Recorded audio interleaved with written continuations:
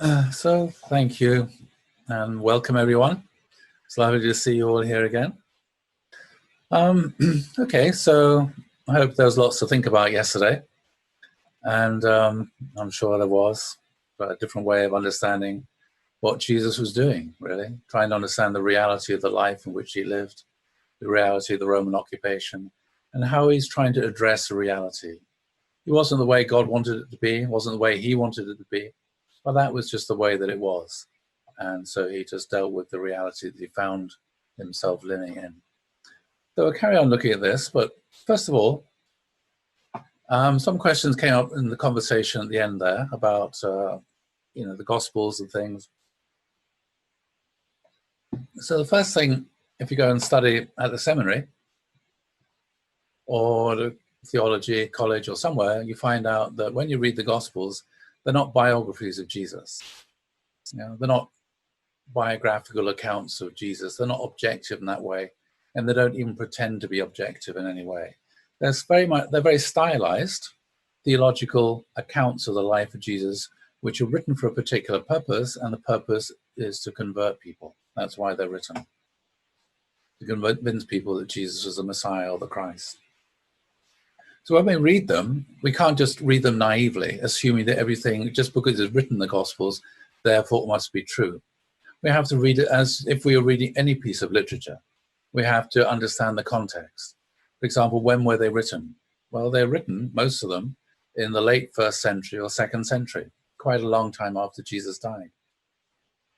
And then who wrote them? We don't know exactly who wrote them, but when you look at them, you can see that actually there are many hands went into making them. It looks like some people tried to find original source material, but then this was edited and re-edited, and it was organized and arranged in a particular way. So there's an overall structure and framework for each of the Gospels, which is quite different. Yeah. And again, one needs to understand that, why they're written, and also who they're written for. So the Gospel of Matthew particularly is often called the most Jewish of the Gospels, and it looks like it was written by Jews who believed in Jesus, particularly for other Jews who didn't believe in Jesus. When you look at the Gospel of Luke, it looks like it was written for other people. And it's often assumed that it was written by someone from Paul's church who wanted a gospel of the life of Jesus, but found the Matthew is a bit too Jewish. And so in the Gospel of Luke, there's other Gentile interests, which are more interesting for people who weren't Jews. Mark is also different again, and John is also a very, very different kind of gospel. Again, written for a particular spiritual community. And again, we need to know what the writer and the editor is trying to say. What message was it that they were trying to convey through the gospel? So you have to recognize what the theology of the gospel is, or the angle of the editor. Why did they edit it in a particular way?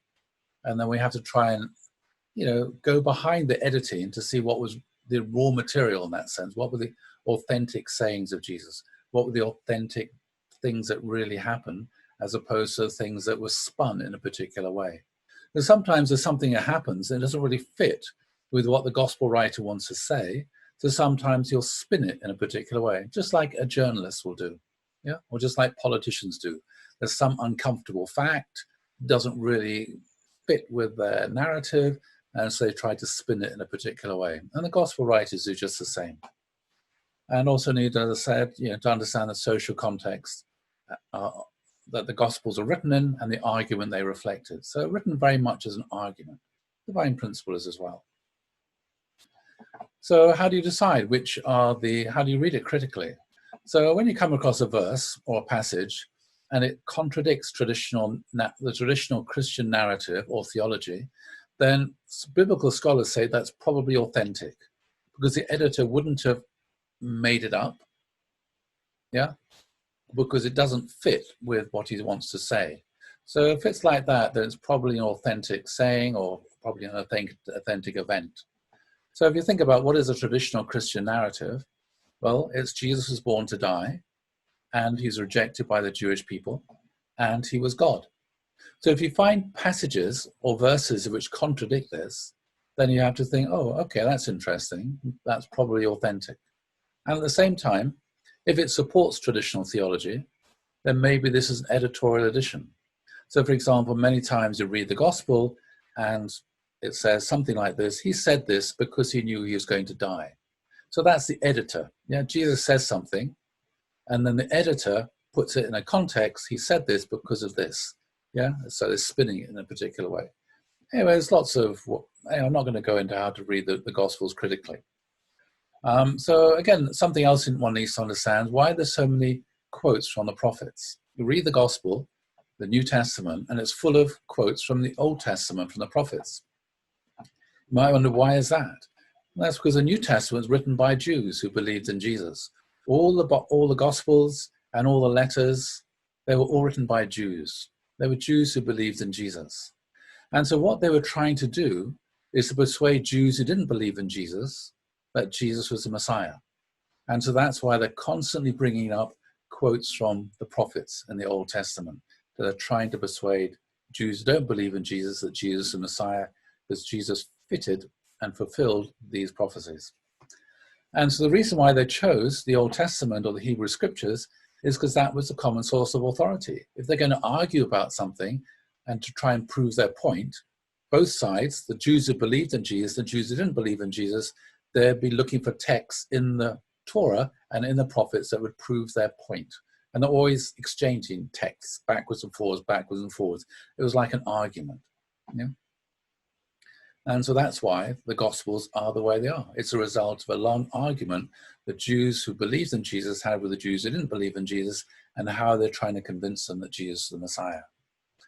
So when you read it then, the Gospels, Jesus' life is written so as to fulfill as many prophecies as possible, actually about 300. Yeah? This is, so for example, you find things like, this is just as it was written in the scripture. So Jesus did something, and then the editor will say, this is as written in the scripture, and then there'll be the little quote from the prophets. So for example here, this is Jesus himself saying here, oh gosh, what was the context again? Can't remember. Anyway, Jesus is saying, but then how would the scriptures come true? They say it must happen in this way. That was, again, towards the end of his life. These words are in his mouth. This is what happened because it had to happen this way to fulfill the prophets. In the sense that the crucifixion of Jesus was inevitable, it was prophesied, and it was what was supposed to happen. Okay, what about the teachings of Jesus? So again, as I mentioned yesterday, Jesus upheld the Mosaic law. He said very clearly in the Sermon on the Mount, not one letter, not one stroke of a letter will pass from the law. So Jesus wasn't someone who was trying to abolish the law. He wasn't somebody who tried to break the law or did break the law. He lived by the Jewish law, the Mosaic law. As I said yesterday, he was also probably a Pharisee. So all Jesus' teachings and practices were on the spectrum between these two rabbis. Rabbi Shammai, there's two major schools of rabbis or Pharisees. Rabbi Shammai, who's very strict, and Rabbi Hillel, who's much more liberal. And everything that Jesus taught and did was somewhere on the spectrum between these two poles. So often you'll find it says in the Gospels, the Pharisees said this. The Pharisees criticized Jesus about that. It would be much better if the Gospel writer said some of the Pharisees, because Jesus himself was a Pharisee. He was within that tradition. So it'd be better to say some Pharisees criticized Jesus because he did this, whereas other Pharisees would have agreed with him. Yeah? Unfortunately, it's written in that particular way, which again I explained yesterday. And again, Jesus told his disciples, the teachers of the law and the Pharisees sit in Moses' seat. So you must be careful to do everything they say. So again, Moses held the teachings of the Pharisees in extremely high regard. And he certainly didn't teach his disciples that they should ignore them or break the teachings of the Pharisees and their interpretations, that they themselves should live within that spectrum of understanding.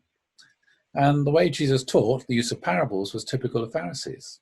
I mean, to be honest, he told better parables than they told, really, when you compare them, but it was within that kind of tradition of teaching, or way of teaching. So amongst the Pharisees then, there's a large range of interpretations. So this freedom of interpretation meant that even if Jesus had original interpretations or different readings of the text, it would just be different. It wouldn't be an excuse or reason for him to be killed. Because there's no sense within Judaism that people should be killed just because they got a slightly different or different interpretation of the law. So in that sense, Jews are not Christians. Christians are really concerned about, do you believe the right thing? And historically, in medieval Europe, if someone didn't sign up to the Nicene Creed or didn't do this or believe this or this or this, they were called a heretic and they could be kicked out of the church and worse. Jews are not like that. Jews argue endlessly about different ideas, different ways of interpreting the text. They're more concerned with how people live, whether you're observing the law or not observing the law. But what you actually believe is up for grabs, yeah, within that framework of how you should live a moral life. And then again, you read in the gospel, Jesus criticizes the Pharisees very, very severely. But again, the criticisms he made of the Pharisees were typical of the criticisms the Pharisees made of each other and also made of themselves. There's not much difference there. As I said, Jesus was basically just a typical Jew. If you want to read more about this, this is a very good book, Pharisees, Scribes, and Sadducees in Palestinian Society. And it's important to understand, there's a few quotes I'm going to have from this professor about, I'll read it first. He said, a Jesus who taught like a Jew and an early Christian community that looked like a Jewish sect troubled many 19th century German Lutheran scholars. So most of the sort of modern biblical scholarship started in Germany, with Protestants, primarily people like Bauer and people like this, Strauss, The Life of Jesus. They analyzed the Gospel very, very critically, and that was the beginnings of New Testament scholarship, critical scholarship started there in Germany. But anyway, but they had a problem though. As I said, this is the problem. A Jesus who taught like a Jew and an early Christian community that looked like a Jewish sect troubled many 19th century German Lutheran scholars who preferred to envision a Jesus who taught a new and unique doctrine that overthrew the established tradition. And many of us have inherited that basic assumption, not just 19th century German Lutheran scholars. This assumption and perspective permeated most Protestant churches till today. Albrecht Ritschl, I don't know how to pronounce that. Anyway, he's one of the greatest of the German New Testament scholars. He solved the problem by attacking the Jews. For him, Jesus did not reform or transform Judaism, he condemned it. And, you can find many verses to justify that if you want to. Jesus the Jew, in Ritschl's view, transcended Judaism by purifying Christianity of its Jewish elements. From the middle of the 19th century until World War II, numerous German scholars, including Adolf Harnack and Rudolf Bultmann, followed Ritschl's lead in one way or another. None were Nazis, but reading them after the Holocaust leaves us with an eerie sensation, because that's what was going on. They didn't like the Jewishness of Jesus, and that's one of the reasons for the switch to claim that the Gospel of Mark was the oldest Gospel, whereas historically Matthew was always regarded as the oldest Gospel, which is why it comes first of the four Gospels. And the Catholic Church, until very recently, regarded Matthew as the oldest Gospel. But German New Testament scholarship didn't like that because Matthew is really Jewish. And so they claimed that and argued that Mark was the first Gospel and that Matthew copied Mark. And Mark is the least Jewish of the three Gospels, the Synoptic Gospels. And so again, to wrench Jesus out of his Jewish world destroys Jesus and destroys Christianity, the religion that grew out of his teaching. Even Jesus' most familiar role as Christ is a Jewish role. If Christians leave the concrete realities of Jesus' life and of the history of Israel in favor of a mythic, universal, spiritual Jesus and an otherworldly kingdom of God, they deny their origins in Israel, their history, and the God that has loved and protected Israel and the church. So there's a particular strand within Christianity, early Christianity, called Gnosticism, which sought to do that. And the Gospel of Mark is very much like this sort of hypothetical Gospel of Marcion, trying to say Jesus wasn't a Jew, he was some kind of universal figure, bringing salvation in that way. They cease to interpret the actual Jesus sent by God and remake him in their own image and likeness, which is what people often do, again, as I mentioned yesterday. The dangers are obvious. If Christians violently wrench Jesus out of his natural, ethnic, and historical place within the people of Israel, they open the way to doing equal violence to Israel, the place and the people of Jesus. This is a lesson of history that haunts us all at the end of the 20th century, and which is haunting us all much more 20 years later, to be honest. The rise of anti-Semitism again. And you might wonder, well, these are German Lutheran scholars. They're Lutherans. Where might they have got their basic prejudices from? So you might wonder, well, who said this? First, to set fire to their synagogues or schools. This is to be done in honor of our Lord and of Christendom, so that God might see that we are Christians. Yeah, that's how we prove we're Christians, by burning synagogues. Second, I advise that their houses also be razed and destroyed. Third, I advise that all their prayer books and Talmudic writings, in which such idolatry, lies, cursing, and blasphemy are taught, be taken from them. Fourth, I advise that their rabbis be forbidden to teach henceforth on pain of loss of life and limb. Fifth, I advise that safe conduct on the highways be abolished completely for Jews, for they have no business in the countryside. Sixth, I advise that usury be prohibited to them, that all cash and treasure of silver and gold be taken from them. Seventh, I recommend putting a flail, an axe, a hoe, a spade, distaff or spindle into the hands of young, strong Jews and Jewesses, and letting them earn their bread in the sweat of their brow. But if we are afraid that they might harm us, or our wives, children, servants, cattle, etc., then let us emulate the common sense of other nations, such as France, Spain, Bohemia, etc. Then eject them from our country. That was Martin Luther. Yeah. Runs really deep. Yeah. And that, of course, influenced these German Lutheran pastors. And that, of course, created a certain kind of atmosphere within Germany in the 20th century. So I want to pick up now a little bit from where we left off yesterday.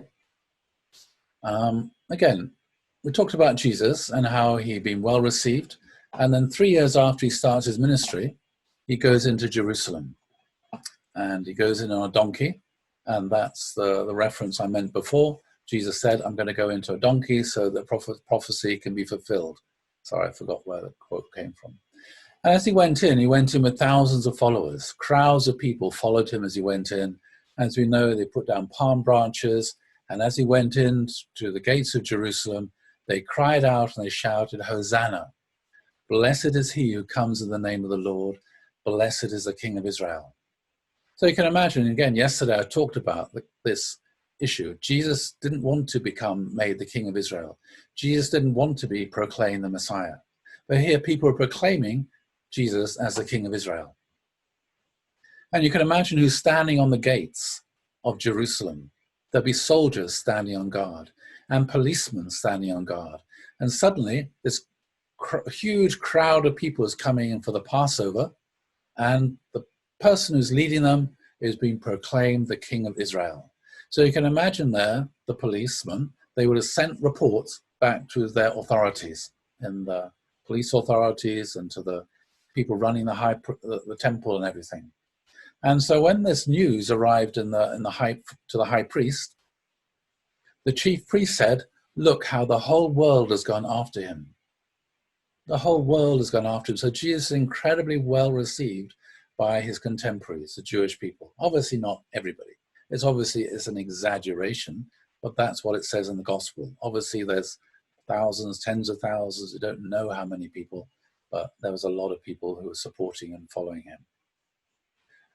And again, in the Gospel of John, this is all in the Gospels, yet at the same time, many, even among the leaders, believed in him.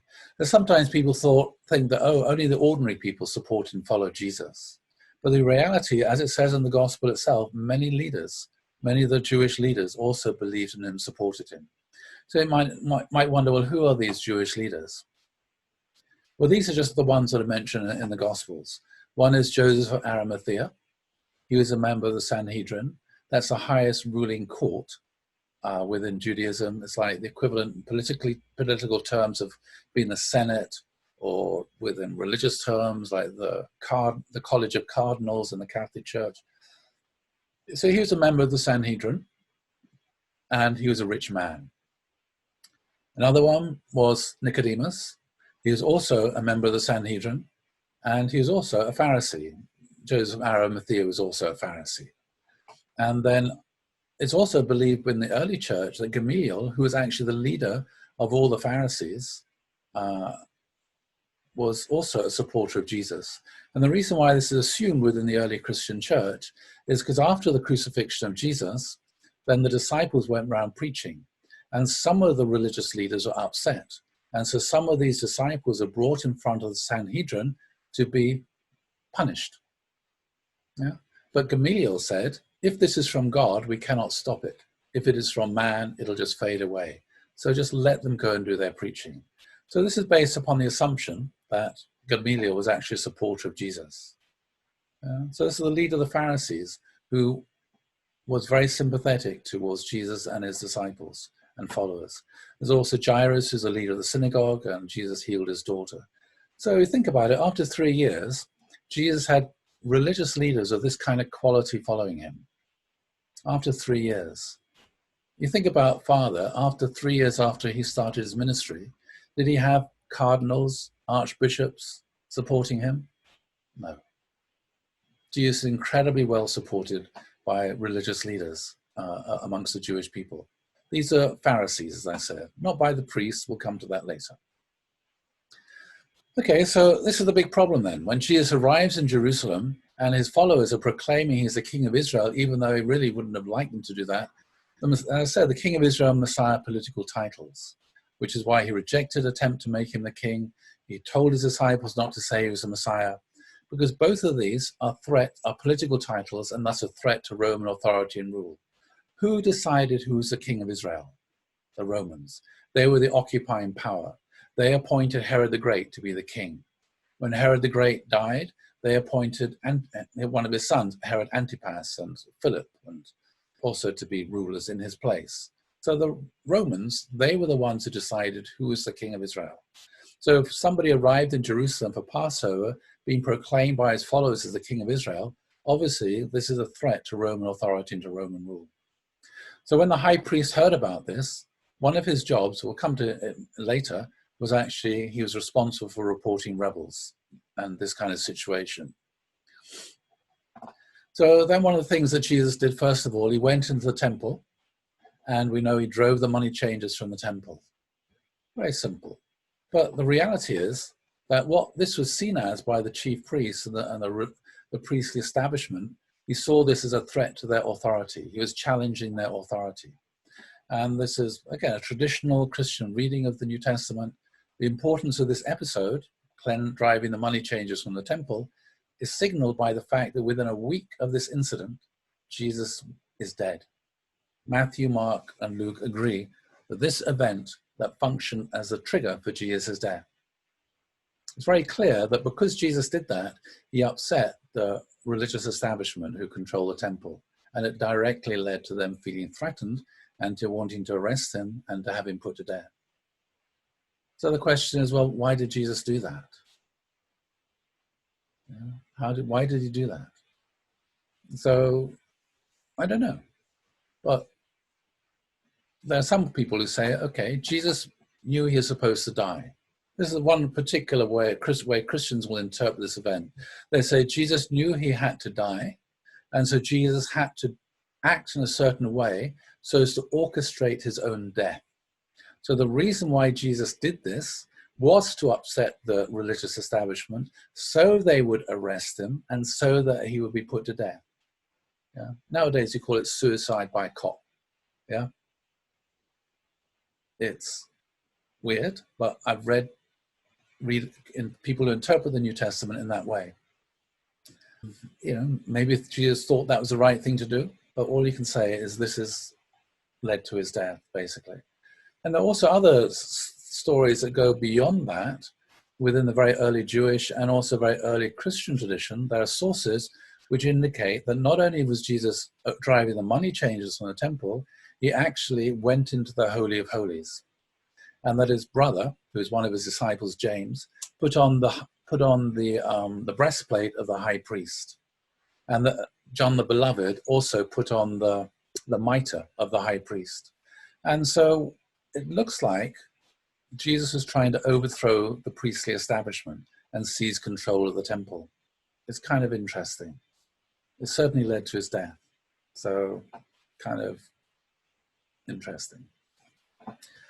Anyway, the next day, the authorities didn't actually arrest him immediately. He clashed with the chief priests. When Jesus entered the temple, the chief priests and elders of the people came to him as he was teaching, and they asked him, "What kind of authority do you have for doing these things, cleansing the temple? Who gave you this authority?"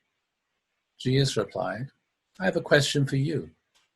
If you tell me the answer, I'll tell you what kind of authority I have to do these things. Where did John get his authority to baptize? Did he get it from heaven or from humans?" They argued among themselves. "If we say from heaven, he'll say to us, then why didn't you believe him? But we can't say from humans because we're afraid of the crowd, since everyone thinks John was a prophet." Then they replied, "We don't know." Jesus said to him, "Neither will I tell you what kind of authority I have to do these things." So you can see here they're really angry and upset, but also at the same time, they're very much aware that the ordinary crowd of people, ordinary Jews who've gone to the temple for Passover to worship and celebrate Passover, supported Jesus. Yeah, and they were afraid if they contradicted Jesus, that might be their end. Yeah. And then we have this parable shortly after this, the parable of the tenants, which David brought up yesterday. Let's listen to a parable. There's a landowner who planted a vineyard. He put a fence around it, dug a winepress in it, and built a tower. Then he rented it to tenant farmers and took a trip. When it was time for harvest, he sent his servants to the tenant farmers to collect his fruit. But the tenant farmers grabbed his servants. They beat some of them they killed, some of them they stoned to death. Again, he sent other servants, more than the first group. They treated them in the same way. Finally, he sent his son to them. "They'll respect my son," he said. But when the tenant farmers saw the son, they said to each other, "This is the heir. Come on, let's kill him, and we'll have his inheritance." They grabbed him, threw him out of the vineyard, and killed him. "When the owner of the vineyard comes, what will he do to these tenant farmers?" they said. "He will totally destroy those wicked farmers and rent the vineyard to other tenant farmers who will give him the fruit when it's ready. Therefore, I tell you that God's kingdom will be taken away from you and will be given to a people who produce its fruits." Now, when the chief priests and the Pharisees heard the parable, they knew Jesus was talking about them. They were trying to arrest him, but they feared the crowds because who thought he's a prophet. So again, it's basically he's speaking here to the chief priests. Then some editor later on added in the Pharisees, because I explained yesterday there's a lot of argument going on there. It wasn't the Pharisees, it was the chief priests. And what's the meaning of this parable? Well, the people who Jesus was speaking to, they knew exactly what he meant, which is why the chief priests are so upset. This is from Isaiah, and God says, "Let me sing for my loved one, a love song for his vineyard. My loved one had a vineyard on a fertile hillside. He dug it, cleared away its stones, planted with excellent vines, built a tower inside it, and dug out a wine vat in it. He expected it to grow good grapes, but it grew rotten grapes. The vineyard of the Lord, who rules over all, is the nation of Israel, and the people of Judah are the vines in which God delighted." So that parable from Jesus, he's putting a spin, or he's using this parable from Isaiah to speak to the people, so they understood what he was saying. So here the landlord is God, the vineyard from Isaiah is Israel. So the tenants then, they're the leaders, they're the chief priests. The servants are the prophets, and the Son is Jesus. So what Jesus is saying here, "Therefore I tell you, the kingdom of God will be taken away from you." He's not saying taken away from Israel, the Jewish people. He's taken away from you, the priests, and the chief priests understand it as such. The crowds of people don't think that Jesus is saying the kingdom of heaven is going to be taken away from them, the Jewish people. It's just taken away from the chief priests and given to people producing the fruits of it. So what Jesus is expecting here is that the Jews who believe in Jesus will become the future leaders of Israel. Yeah, it's not the idea of the Jewish people being replaced, but the chief priests being replaced by Jews who believe in Jesus. Maybe that's what he was trying to attempt there, trying to have regime change in the temple. But chief priests obviously were not happy about this. Then the chief priests and elders gathered and took counsel to arrest Jesus by stealth and kill him. But they said, not during the feast, lest there be a tumult among the people. So they realized that the people were on Jesus' side. And not only the people, but also many other leaders amongst the Pharisees in particular. And the priests themselves were not popular because they're known to be corrupt. That's why the Essenes went off to the Dead Sea. But the question is then, sometimes you think then the chief priest and the high priest, they were just trying to cling on to power. But actually it's much more complicated than that. So this is the conversation reported in John that went on between the chief priests and the high priest. So one of the chief priests said, if we let him go on like this, everyone will believe in him. That's how well received Jesus was. And the Romans will come and destroy our holy place and our nation. So their great fear was that because Jesus is so well received and so well supported, their great fear was that Jesus had tried to lead an uprising to overthrow the Roman authorities. And you can't overthrow or defeat the Romans, the most powerful military force in the ancient world, the Mediterranean world anyway. They knew the Romans would come out of their barracks and destroy the temple and destroy the nation. That was a real risk. So Caiaphas, the high priest, said this, it's expedient, or it's better, that one man should die for the people and that the whole nation should not perish. So you have to think, Caiaphas, what kind of decision was he making? He was making a very utilitarian and very political decision. He thought, this is the reality. It's a real risk, a real present danger that this will get out of control and the temple and all the Jewish nation will be destroyed. It's much better just to nip it in the bud and just kill Jesus, and the whole thing will fizzle out and we can keep the whole show on the road. So you have to think, if I read this and I thought, oh, if I was Caiaphas, would I have made a different decision? Really? If I was Caiaphas, would I have made a different kind of decision? Knowing what Caiaphas knew, yeah, you'd have to say that's a political decision that he had to make. And based upon the evidence and the knowledge that he had, he made the right decision. Of course, in hindsight and theologically, you know, it's a totally wrong decision, but it's not that he was a bad man. He was making that kind of decision, trying to keep the show on the road, trying to maintain peace in this incredibly intense situation of the Roman occupation. And it was a very real and present danger. 40 years after the death of Jesus, there was the first Jewish revolt. This led to the Roman armies laying siege to Jerusalem, and the temple was destroyed, Jerusalem was destroyed. There was a second Jewish revolt, 60 years later. Then 500,000 Jews were killed, nearly 1,000 villages were destroyed. Jews were forbidden to live in Jerusalem, and Judea is renamed Palestina, and they didn't come back for 2,000 years. That was the political reality of the time, yeah?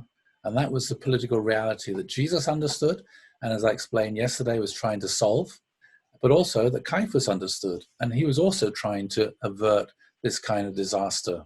Yeah, both Jesus and Caiaphas were trying to avert this disaster which came about. So who was the high priest then? This is from Chaim Maccabee, wrote about these things. He was a Jewish scholar of the first century, Judaism and Christianity. He said, as an appointee of the Romans, the high priest was not just a ceremonial official with jurisdiction over the temple. He was, in effect, a chief of police with his own armed force, his own police tribunal and prisons for political offenses. In the case of serious insurrection against the power of Rome, he would hand over the offender to the occupying Roman power. So he wasn't elected as a religious leader to represent the Jewish people. He was appointed by the Romans, and he's appointed by the Romans to do a job. His job was to maintain order in the temple and to maintain order in Jerusalem. And he had his own police force, like a secret police force, and they kept their ears to the ground to find out, is there anybody who's going to cause a disturbance? Is there anybody who's going to cause a threat to the peace? Yeah, anybody who's going to try and lead an uprising. And if he found somebody, then he would have them arrested. They'll be tried in court, his own court, which is where Jesus is tried, and put in prison. And if it's a really serious thing, he would hand that person over to the Roman authorities. In the time of Jesus, it's Pontius Pilate. Now, any high priests who wouldn't go along and cooperate with the Romans, they were fired. They lost their job. So Caiaphas had been the high priest for 13 years.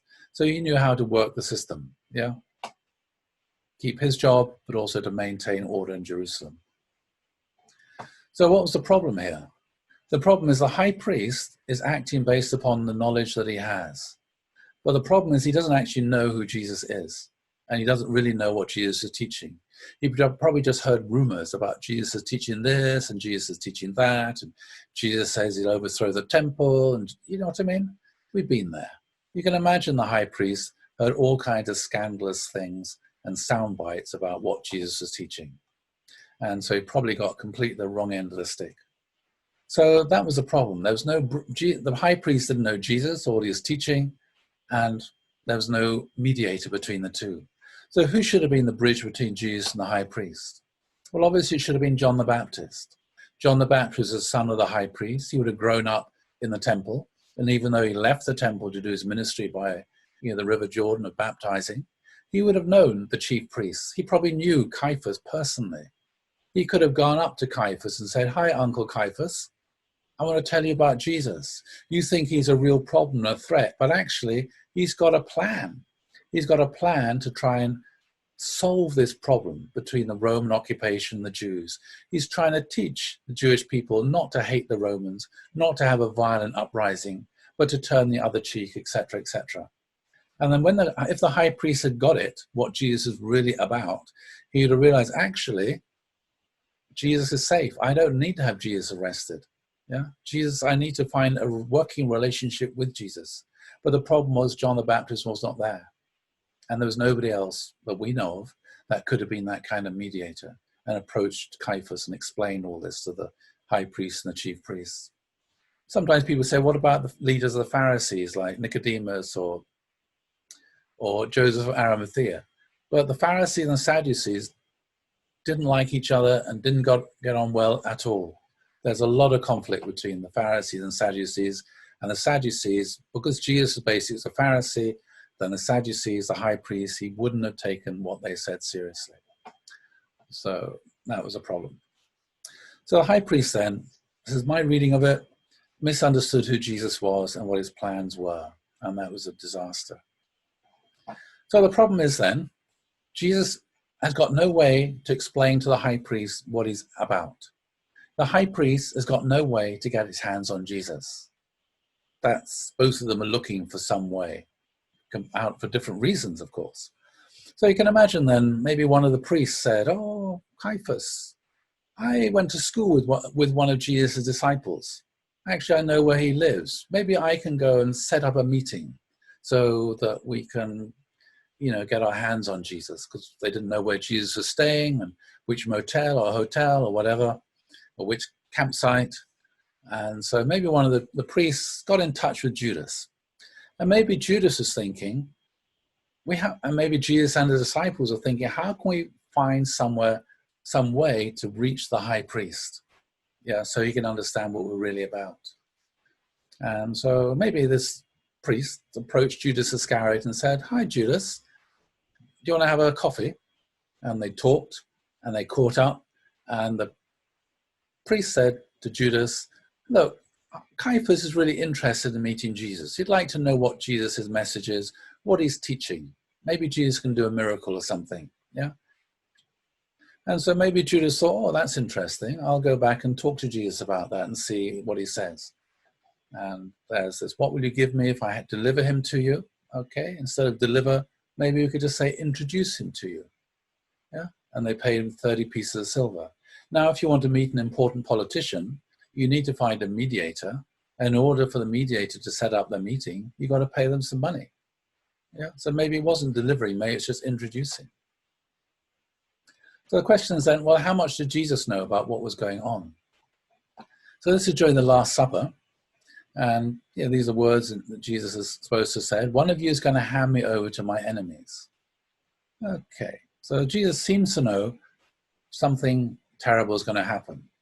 Now, if you believe that the crucifixion is supposed to be God's will, then that's okay. But if you think the crucifixion is not supposed to be God's will, then obviously that's not okay. And Jesus said, is one who I give this piece of bread to. I'll give it to him after I've dipped it in the dish. He dipped the piece of bread, then he gave it to Judas, son of Simon Iscariot. As soon as Judas took the bread, Satan entered into him. So Jesus told Judas, what you're about to do quickly. But no one at the meal understood why Jesus said this to him. Since Judas had charge of the money, some had thought Jesus was telling him to buy what was needed for the festival, to give something to the poor. So let's analyze this. Jesus said to Judas, what you're about to do quickly.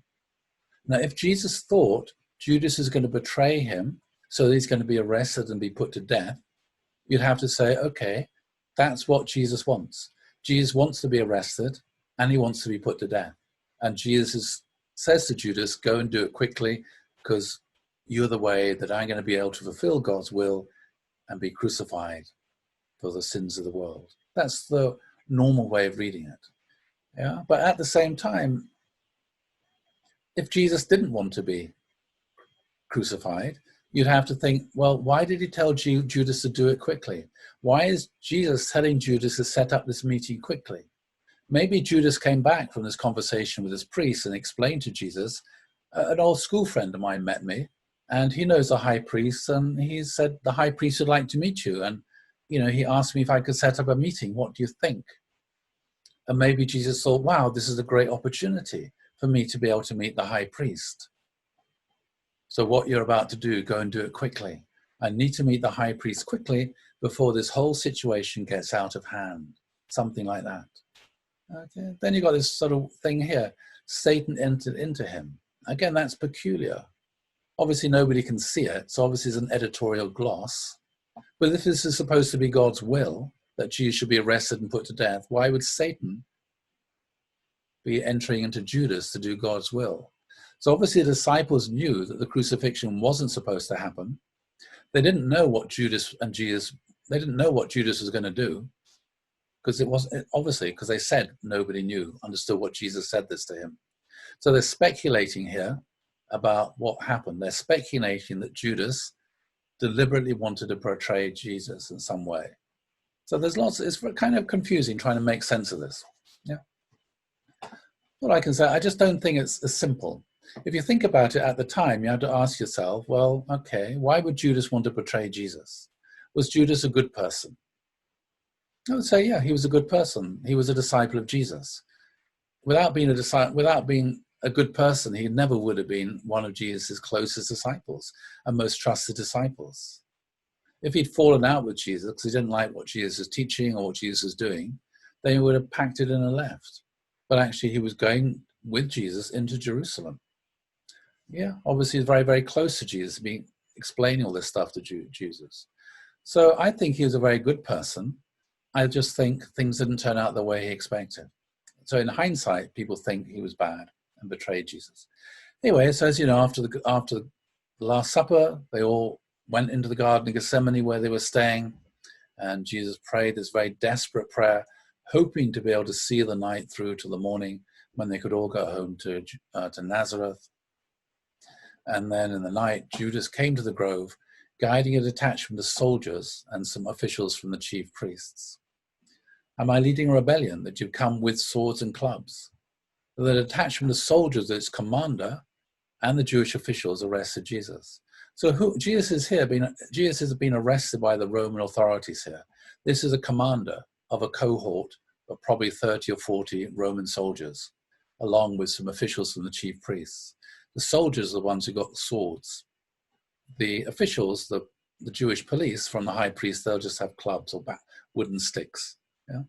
So Jesus then has been arrested by the Romans, the Roman authorities.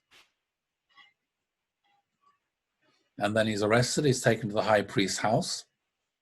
Then the chief priests, and again, read this, the chief priests and the whole Sanhedrin were looking for something to use against Jesus. They wanted to put him to death. But they did not find any proof, even though many false witnesses came forward. So this trial is supposed to have happened at night.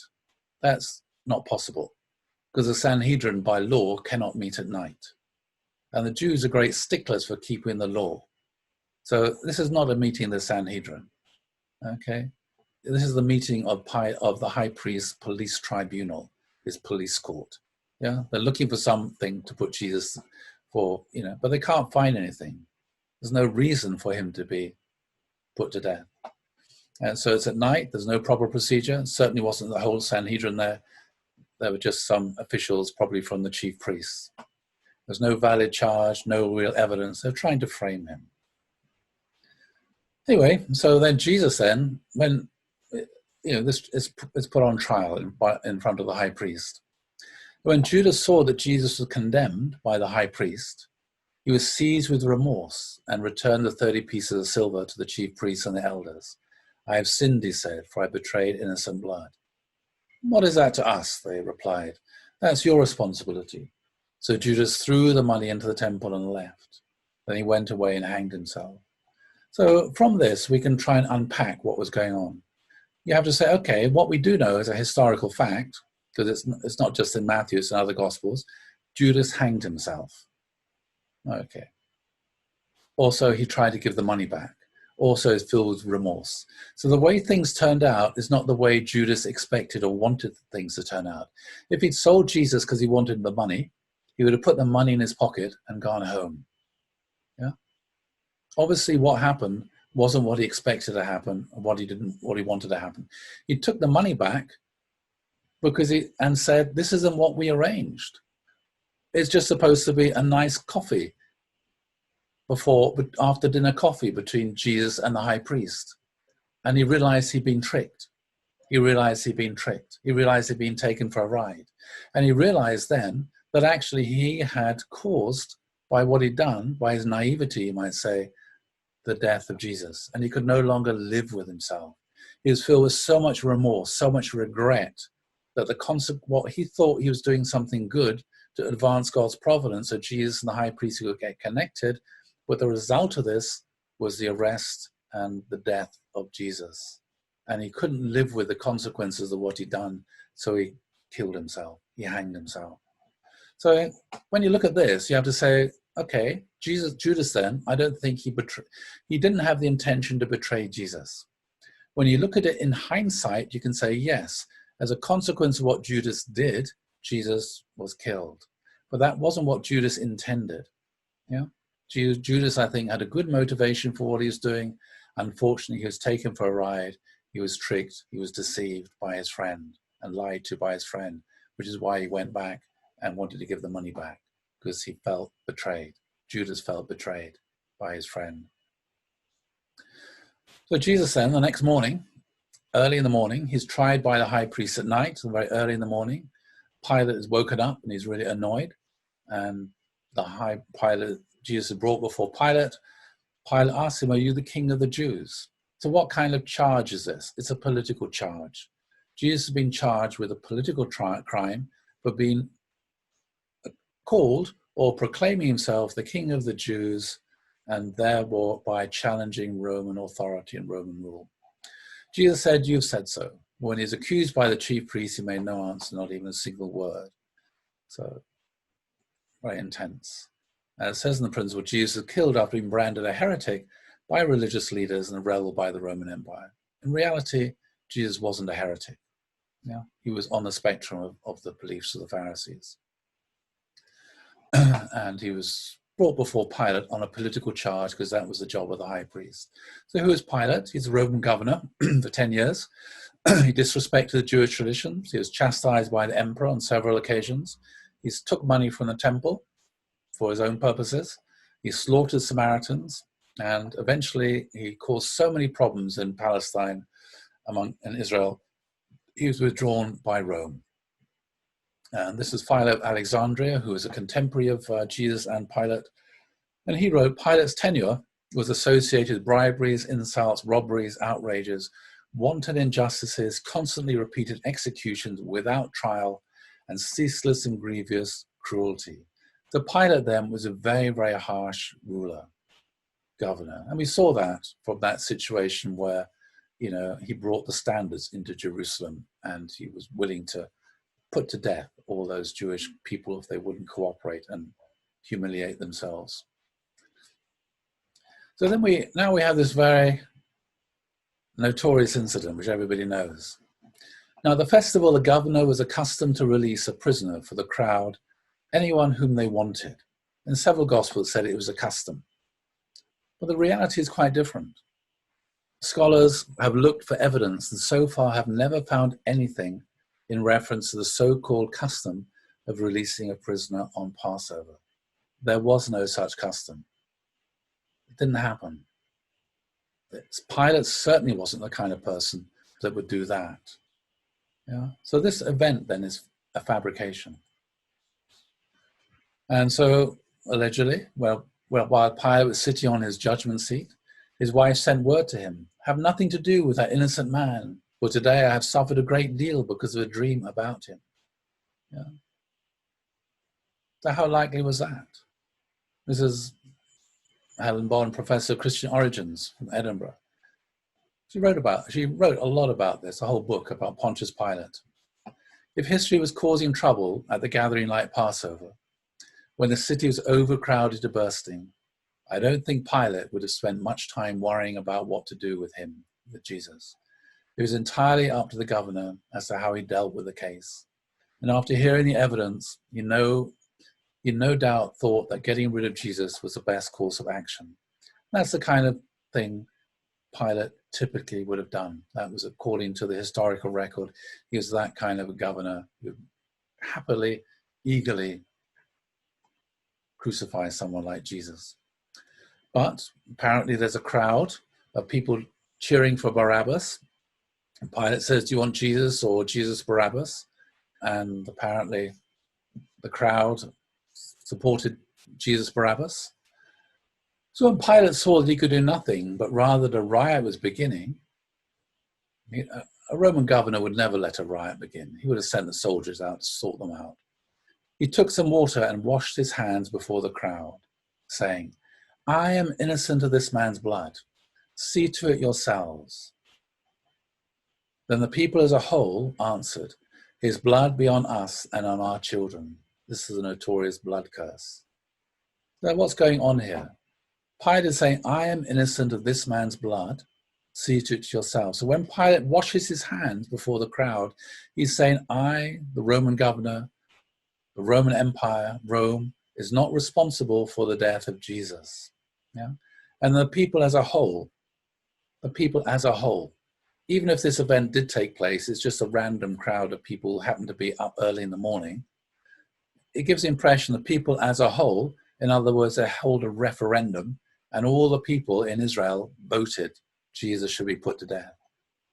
His blood be on us and our children. So what just happened here? So through this little few verses, this little incident, Pilate, Rome, and the empire are absolved of the responsibility for the crucifixion of Jesus. And instead, the responsibility for the crucifixion of Jesus was transferred to the Jewish people as a whole, and to all their descendants. That's what's happening here. Even though in reality, as we saw, Jesus was received very well by the people and by many religious leaders. So this then led to what's called in Christianity the culture of contempt. That for 2,000 years, Christians have treated Jews with contempt because they rejected and killed their Messiah. So for 2,000 years then, Christians haven't felt guilty, but instead have felt justified for mistreating Jews as a way of punishing them and their descendants for what they were supposed to have done to Jesus. Does that work anywhere else in the world, in human history? Look at the Greeks. They sentenced Socrates to be executed. Does anybody say, oh, we need to go and punish the Greeks for what they did to Socrates 2,500 years ago. How does that work? How do you go around thinking, oh, your ancestors killed somebody, an innocent person, 2,000 years ago, so we're going to mistreat you today? It's shocking when you think about the moral consequences and the morality behind this whole thing. It's deeply and profoundly shocking. And so, well, what can we say about this incident? This is Ulrich Lutz, professor of New Testament, one of the greatest scholars on the Gospel of Matthew. He died relatively recently. He described this incident, which I described there, as a redactional fiction invented by the author of Matthew's Gospel. So Matthew, the editor, invented this. It's a fabrication. This whole thing of what happened with Pilate, Jesus, and Barabbas is a fabrication. It's a work of fiction. And again, Helen Bond said, Matthew says that while the Romans actually carried out the deed, the Jews were responsible. A line of argument that has, of course, had disastrous consequences ever since. So you might wonder, well, why did the editor of Matthew do this? Why did they do that? Well, the reality is, Christians then, they were witnessing in the Roman Empire, and they're being persecuted. Yep, that's a reality. They were being persecuted, thrown to the lions, etc., etc. But at the same time, 40 years after the crucifixion, the Jews revolted. They rebelled against the Roman authority. So they didn't want Jesus to come across as a political subversive and a rebel against Roman authority. They didn't want the blame for the death of Jesus to be put on Pilate and the Romans. They didn't want, because they were getting persecuted enough as it was, without this idea that the Romans were responsible for the death of Jesus. And so what they did is they transferred the blame for the crucifixion from the Romans onto the Jews.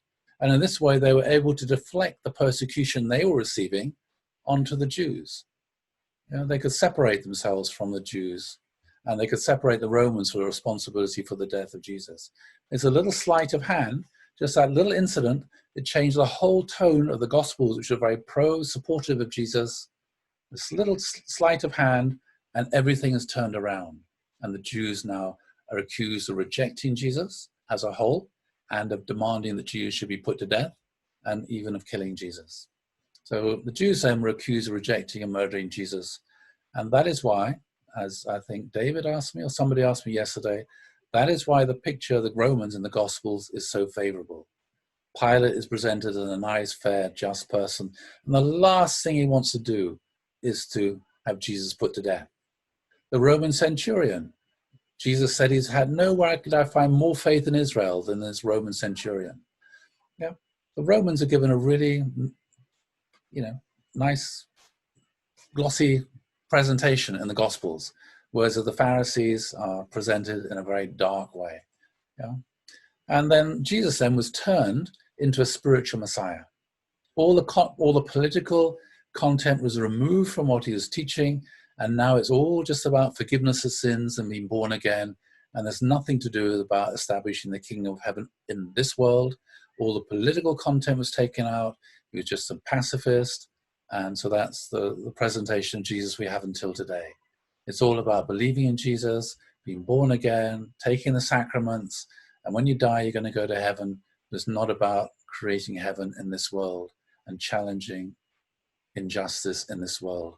And sadly, the church, for many countries, sided with the establishment with injustice. Okay, I'm going to take a break now, and then we'll have a look at how this worked out in practice. Carrying on here, looking at the impact then, how this developed within the Christian church, this attitude towards Christianity. So this is a particular person here I studied when I was at Cambridge, Melito Sardis. He was a bishop of Sardis. He was the most influential bishop in Asia at that time, during the 2nd century. So it's very early in the Christian church. This is the kind of person he was. Jerome, who's one of the greatest of the church fathers, testifies that Tertullian, who's one of the earliest Christian theologians, saw him as a prophet due to his work on the first Old Testament canon. So he did a lot of work on creating the Old Testament canon. It was the same books as the Hebrew Bible, but just organized in a different order. Polycrates, again another very, very famous early Christian, said, Melito, whose whole walk was in the Holy Spirit. So he was someone who was Jewish by birth, but he was a Christian Jew. He's a Jew who believed in Jesus. And he's the author of this Peripashka, which is on the Passover. So I'm just going to read a few paragraphs from this. It's a very powerful sermon and piece of writing. So having worked his way through all the Old Testament, all the prophets and the history of the Old Testament, he comes to Jesus, and now he's talking about how Jesus was treated 2,000 years ago. And Melito says, this one, Jesus, was murdered. Where was he murdered? In the very center of Jerusalem. Murdered. Jesus wasn't murdered anyway. He was executed by the Romans on a political charge. Yeah, that's the reality. He was executed by the Romans for trying to lead a political overthrow the Romans. But anyway, he was accused of being said he was murdered. Where was he murdered? In the very center of Jerusalem. Why? Because he'd healed their lame, the Jews, and had cleansed their lepers, and had guided their blind with light, and raised up their dead. So he's been murdered because of all the good things he did for them. So why, O Israel, did you do this strange injustice? You dishonored the one who had honored you.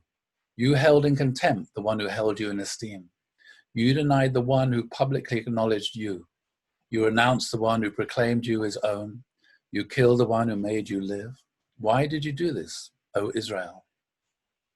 The one who hung the earth in space, this is a belief that Jesus is God, is himself hanged. The one who fixed the heavens in place is himself impaled. The one who firmly fixed all things is himself firmly fixed to the tree. The Lord is insulted. God has been murdered. The King of Israel has been destroyed by the right hand of Israel. So this is a very powerful and shocking accusation which has resonated for 2,000 years of Jewish history, that the Jews rejected and murdered God. Now, that's the accusation which we find throughout Christian history, and we find echoes of this in our own spiritual community as well, that the Jews rejected and murdered the Messiah. And here we can see lots of passages, lots of illustrations. This is Jesus. All these people with these yellow hats, they're all Jews. Yeah, this is just a typical illustration from a religious text, that Jesus was crucified by the Jews. It's a Jew who's putting the sword, the spear in his side. But the reality is, well, who actually killed Jesus? This is Paul Winter. He did he wrote a very well-known scholar. He died a long time ago, wrote in the 60s, a book about the trials of Jesus. And he said, in the tangled mass of evangelical accounts of Jesus' trial, one point stands out with clarity. He was arrested as a rebel. The Roman soldiers went and arrested him with a commander of a cohort of Roman soldiers, a really important Roman official. He was accused before Pilate as a king of the Jews and found guilty as such and executed as such, which is why above the cross was the King of the Jews. None of the later accretions, which means none of the later additions in the Gospels, overlay the original primitive account, and none of the editorial modifications from the hands of successive evangelists can hide or disguise the fact that Jesus of Nazareth was arrested, accused, tried, sentenced, and executed on a charge of insurrection against Roman rule in Judea. That's just the plain facts of it. But on top of that, as he says, and as I've been pointing out, there's been a lot of spin doctors, a lot of bits been added here, there, to try to present Jesus not as someone who's trying to overthrow the Romans, and instead transfer the blame for what happened onto the Jews. Yeah, so he wasn't that's just a historical record. And it's taken Christians a long, long time to finally come to terms with this. A long time. Only since the Holocaust have Christians started to examine maybe there's some responsibility for what happened to Jews in the 20th century. So last year, there's a lot of controversy in the UK about anti-Semitism in the Labour Party, with Jeremy Corbyn and the Church of England decided to write a paper about anti-Semitism. And then Church of England then last year concluded and admitted that Jews did not reject Jesus. The Jews did not kill Jesus. And so just about a week after that was published, this professor from Oxford, very well known, he appears on television a lot, most prominent scholar at the moment on the history of the early church. He wrote a letter to the Times which said Christianity started out as a heretical movement within Judaism. The Christians who believed in Jesus, the Jews who believed in Jesus. Yeah.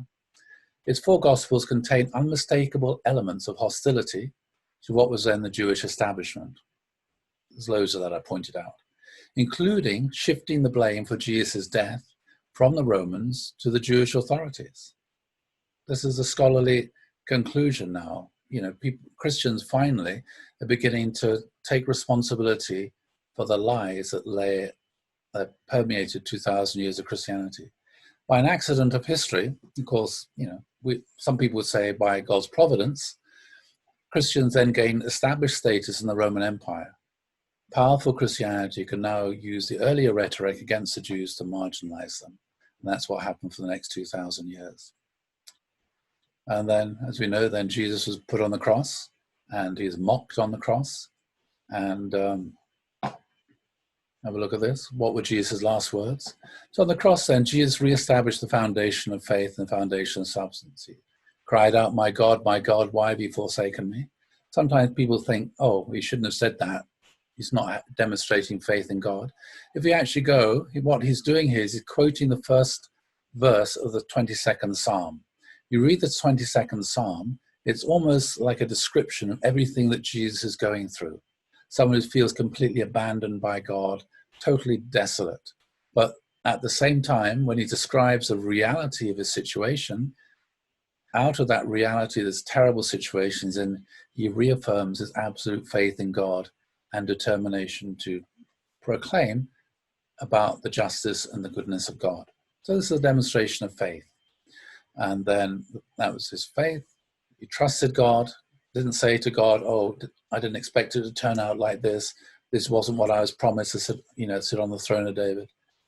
Again, he said, Father, forgive them for they know not what they do. So he forgave and loved his enemies. And into your hands I commit my spirit.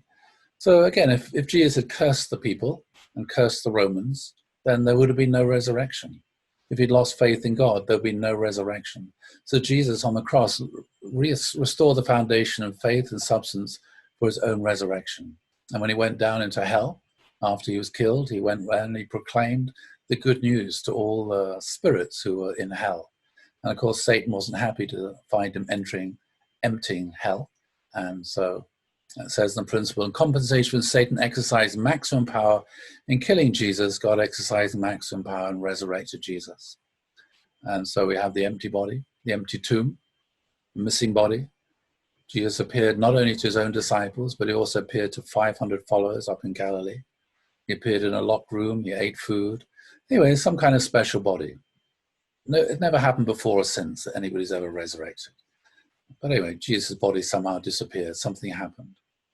Anyway, so it disappeared. You probably know about the Shroud of Turin, an artifact which is in the Catholic Church in Turin. Some people believe this is the original burial shroud of Jesus. Maybe it was. And there's another similar kind of piece of cloth which is in Spain. A haunting picture of Jesus here, if that was Jesus.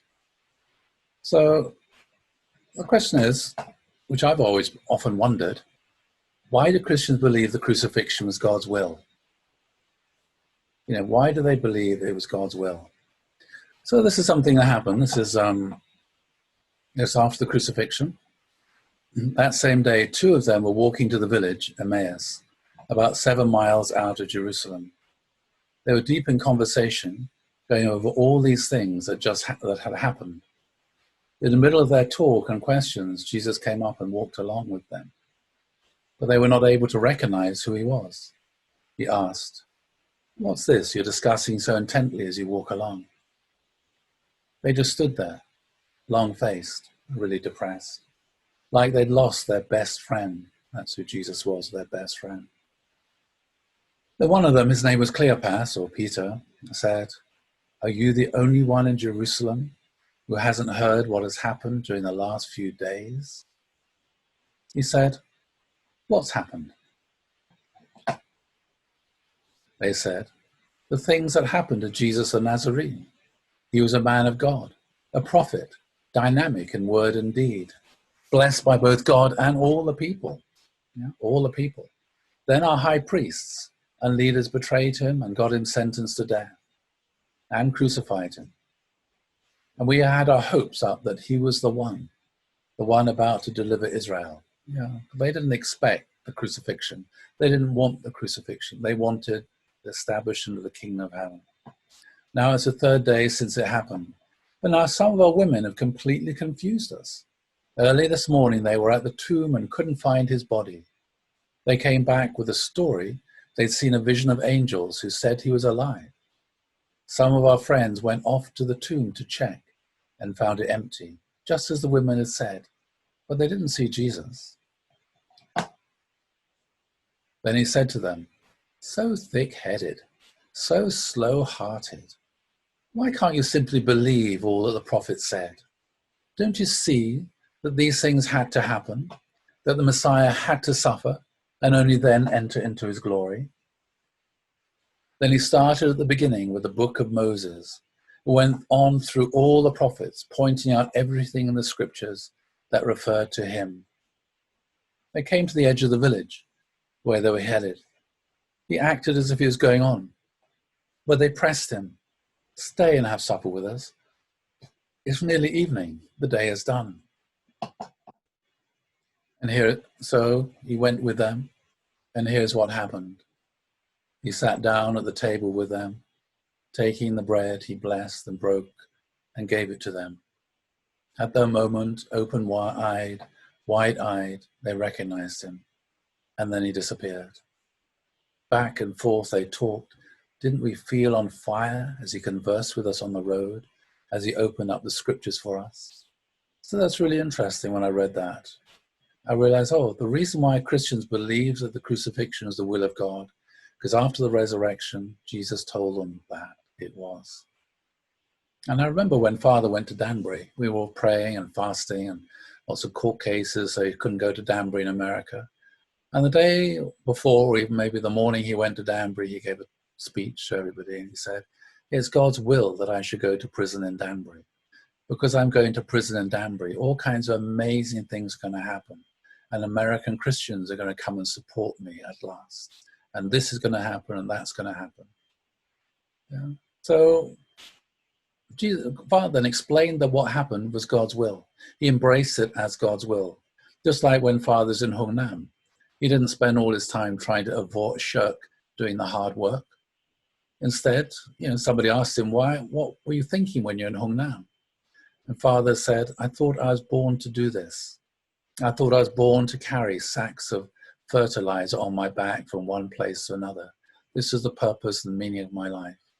And then he said, as I carried these sacks, filled up these sacks of fertilizer and carried them, I thought to myself, I'm carrying millions of people from Satan's world on my back to God's world, which meant that he was able to make everything that he did, every step he did, incredibly meaningful.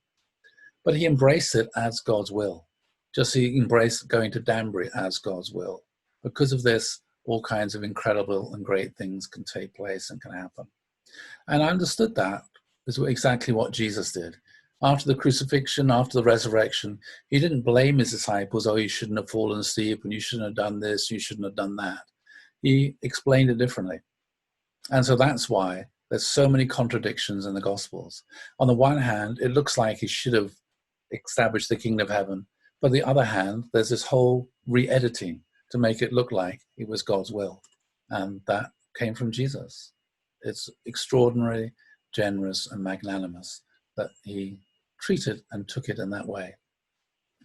And he gave his disciples opportunity to restore the mistakes they'd made. So Peter denied him 3 times and obviously felt really bad about it.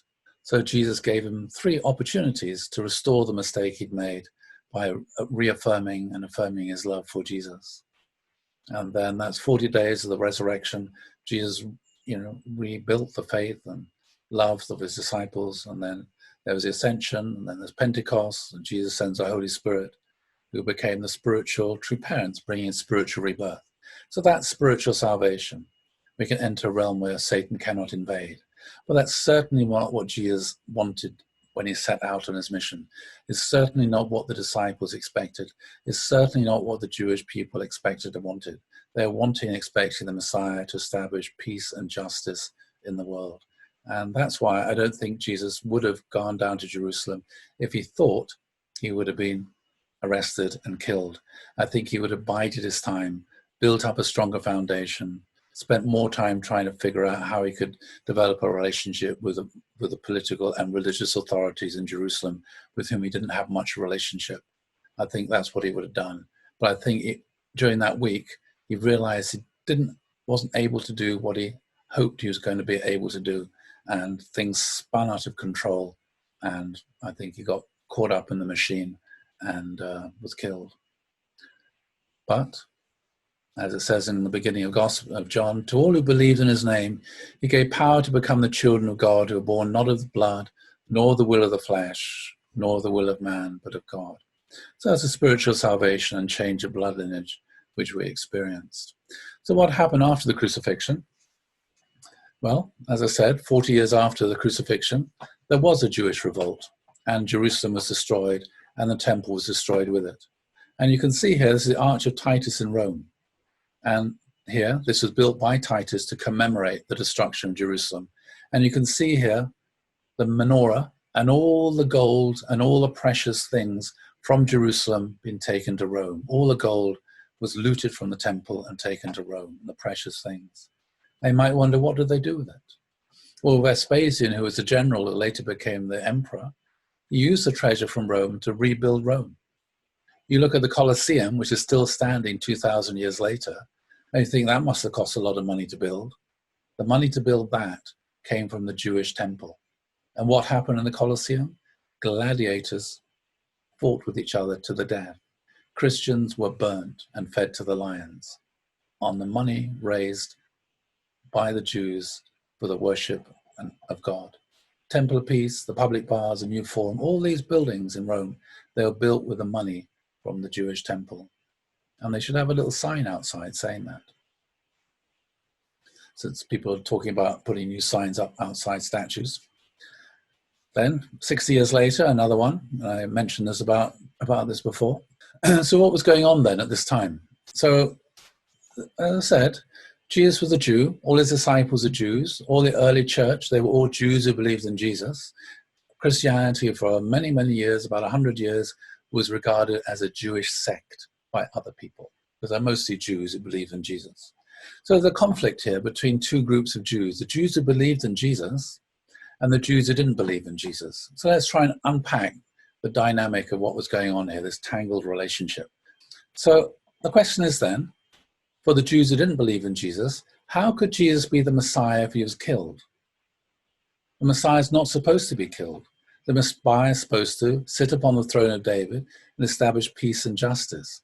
So that's why Jews till today say Jesus was not the Messiah, because he didn't fulfill the messianic task or role, establish peace on earth, defeat Israel's enemies, spread the universal knowledge of God of Israel, to unite humanity as one. So they say Jesus didn't fulfill the messianic task. So why did the disciples believe Jesus was the Messiah, even though he didn't fulfill the messianic task, even though he was killed? Because they encountered the resurrected Jesus. The Jews who believed in Jesus said he was the Messiah, even though he'd been killed. So trying to persuade the Jews who didn't believe in Jesus, because of this, because he didn't fulfill the messianic mission, that he was a Messiah even though he'd been killed, because they experienced the resurrected Jesus. And so then the argument moved on. So the argument moved to Jesus was supposed to die. Not only is he the Messiah even though he died, but actually he was supposed to die. As I explained to you, Jesus said that, and that everything he did was in fulfillment of prophecy. So if you look through the Gospels, you'll find there that Jesus appears to have fulfilled more than 300 prophecies from the Hebrew Bible. Micah, Isaiah, Psalms, Zechariah, Numbers, so many of the things that you see written in the Gospels, it refers back to a prophecy that Jesus is supposed to fulfill. Even if it doesn't do it consciously, you can check it and it's there. So the Gospels, basically, they're an argument to persuade people Jesus is the Messiah because he fulfilled the prophecies and was supposed to die. So it's an argument still between the Jews who believed in Jesus, trying to persuade the Jews who didn't believe in Jesus that Jesus is the Messiah because he fulfilled the prophecies and he was supposed to die. So the question is that when I read the Gospels, as I said, it's not a biography. All Christian scholars accept it's not a biography. It's written in a very stylized way. So did the Gospel writers present Jesus' life in such a way that it would fit the prophecies? Yeah, they fit so closely, you have to wonder, well, did they present Jesus' life so it would fit the prophecies, so they could convince other Jews? But at the same time, as I said, they knew that he should not have been killed. So that's why there's this basic contradiction at the heart of the Christian message, which we know from the principle. The Jews, though, they would argue that these prophecies and the Gospels have been misinterpreted and used as proof texts, which is, of course, what Christians would say about to unificationists, about the way we use the Bible. We find a little verse in the Bible to prove what we want to say. Same sort of thing. So that was after the First War. Oh yeah, then after this you had the war, Jewish-Roman wars. The Jews rebelled against the Romans, but the Christian Jews, they were pacifists because Jesus was a pacifist. So they decided they weren't going to participate in this rebellion against the Romans. So they left Jerusalem and they went to Pelia. And the Jews who didn't believe in Jesus, they were disgusted with the way the Christian Jews behaved by just packing their bags and going, and they accused them of betrayal. So a relationship between the Jews who believed in Jesus and the Christian Jews became very intense. And of course, there's a trauma of the destruction of the temple. There's a trauma for the Jews living in Israel. There's no longer any sacrifice, the Sadducees disappear from history. And the Jews' lament was, on account of our sins, so the Jewish attitude is, because we sinned, the temple was destroyed and we were exiled. So the Jews' lament was, on account of our sins, we were exiled from our land. The diaspora, which has gone on for 2,000 years, was turned by Christian Jews into words of accusation. On account of your sins, you were exiled from your land. So here the Jews have become other. So the Jews who believed in Jesus were now speaking to the Jews who didn't believe in Jesus as other, othering them, no longer sharing their sense of identity. And today, still, the Jews who fail to accept Jesus now, they fail to, So again, there was this accusation in the 1st and 2nd centuries, Christians witnessing to Jews say, you fail to accept Jesus now, just like your ancestors failed to accept Jesus then. So these conflicts in the 1st and 2nd century are read back and projected back into the time of Jesus. And then a new center was started for Judaism, the beginnings of Judaism as we know it today. There was a curse on heretics. So there's Jews who didn't believe in Jesus, are very upset with the Christian Jews, primarily on theological grounds because they claim Jesus was God. This is anathema to Jews, the idea that a human being could be God. They could not accept that because it's two gods. So there's lots of arguments then about the person of Jesus, and some people rejecting or accepting his divinity, arguments about observing or not observing Jewish law, rival claims of traditional Jews and Christian Jews to inherit the blessing of Abraham. And so they got this name Israel. And so the Christians then, the Christian Jews, they said, we are the new Israel, you are the old Israel. You failed, we are the new Israel. We've inherited the blessing of Abraham. So it's getting more and more intense, this relationship. Then there's a second Jewish-Roman war, 60 years later. This time, Bar Kokhba, who was a Jewish general, he was proclaimed as the Messiah by Rabbi Akiva. Yeah. To Christians, though, he was a false Messiah. He's the Antichrist, because they say the true Messiah is Jesus.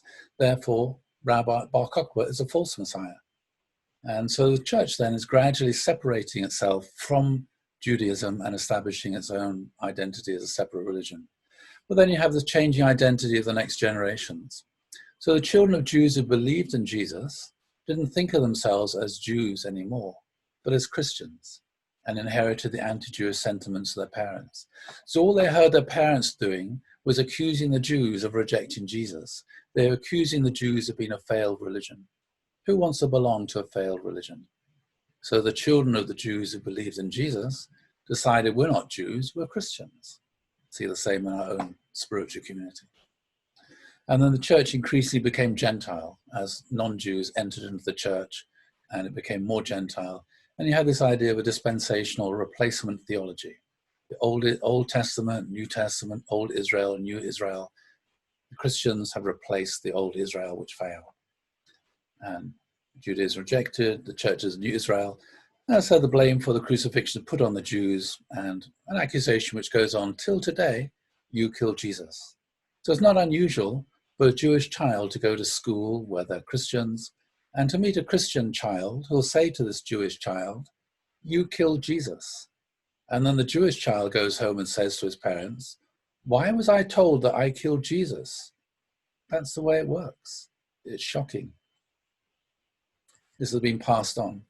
So my personal conclusion is, of all this, that if Jesus had been rejected by his Jewish contemporaries, he would have faded into obscurity.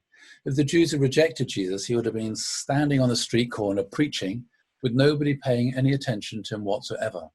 He certainly wouldn't have been seen as a threat to the authorities and arrested and crucified. So Jesus wasn't crucified because he was rejected by the Jewish people at all. If he had been, we never would have heard of him. So the reason Jesus was killed was because he was so well received by the Jewish people as a whole, and many of the religious leaders, apart from the high priest and the chief priests, who were collaborators of the Roman authorities. He was so well received that he was perceived to be a threat to the establishment, and so he was executed by the Romans on a political charge. If things had gone differently, I think he would have mediated a peaceful resolution of the relationship and fulfilled the messianic task.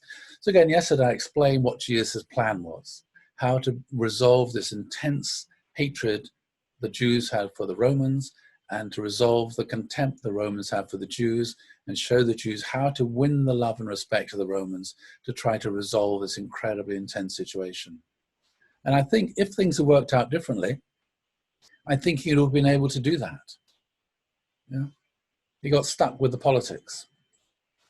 And supposing he'd been able to do that, I think he would have been appointed king of the Jews by the Romans, as the Romans were the occupiers. I think they would have recognized Jesus would have made himself very useful to the Romans, because he would have been the only person who'd be able to win the love, win the respect of the Jewish people, and be able to resolve the situation with the Roman occupation.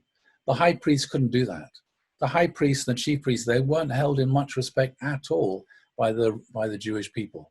The Jewish people sided with Jesus against the high priests and the chief priests. Yeah? And the Romans would have known that. Whereas if Jesus could have been able to mediate this relationship, I think the Romans would have realized, oh, he's our man. He's the one who can sort out this problem with these troublesome Jews. They would have appointed him to become king of Israel. Then, of course, as king of Israel, he would have traveled to Rome. He would have met the Roman emperor, done whatever he wanted to do there. He also would have traveled east to Parthia. Sometimes people think that it was a good thing that Israel was part of the Roman Empire. On the contrary, it wasn't.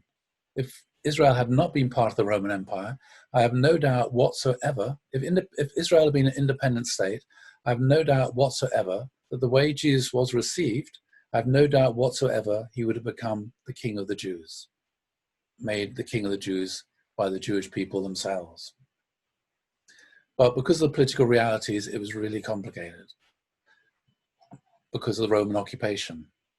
There was another empire to the east called the Parthian Empire. It was just as big as the Roman Empire. It was just as technologically advanced. And the reason why the Romans didn't move further east to reoccupy the space that Alexander had conquered when he created the Greek Empire, Alexander's empire, the reason they couldn't move any further east because there's another big empire there, the Parthian Empire. And they defeated the Romans several times. They were just as militarily strong as the Romans. But they had a very different kind of policy towards the people in their empire. They gave the nations and the religious people in the empire a lot more space. They just wanted taxes, but they didn't interfere and try to micromanage them in the way the Romans did. So if Israel had become part of the Parthian Empire, I think they wouldn't have had this whole political kind of complication that there was with the Romans. The Babylonians, the Persians, they didn't try to destroy Judaism. The Greeks did, and the Romans did, but the Parthians, the Persians, the Babylonians, they weren't interested in that sort of thing. They wouldn't have got involved in that kind of level. And then all the nations of the world would have come to worship God in Jerusalem, as it says in Isaiah. It shall come to pass in the latter days that the mountain of the house of the Lord shall be established at the highest of the mountains, and shall be raised above the hills, and all the nations shall flow to it. And many people shall come and say, Come, let us go up to the mountain of the Lord, to the house of God to the house of the God of Jacob, that he may teach us his ways, and that we may walk in his paths. For out of Zion shall go forth the law, and the word of the Lord from Jerusalem. He shall judge between the nations, and shall decide for many peoples, and they shall beat their swords into plowshares, and their spears into pruning hooks. Nation shall not lift up sword against nation, and neither shall they learn war anymore. Okay, I'll stop there, because we need some time, obviously, for some questions. And I hope you found it interesting. Again, I said yesterday it'll be even more controversial today than it was yesterday or the day before.